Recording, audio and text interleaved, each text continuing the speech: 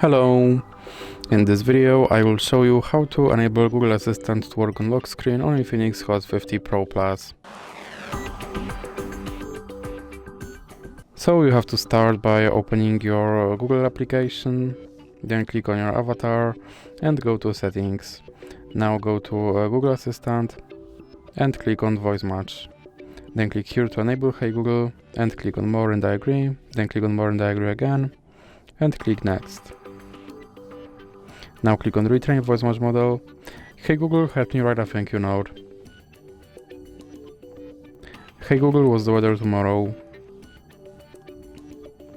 Okay Google, explain how a rainbow is formed. Okay Google, set a timer for 5 minutes.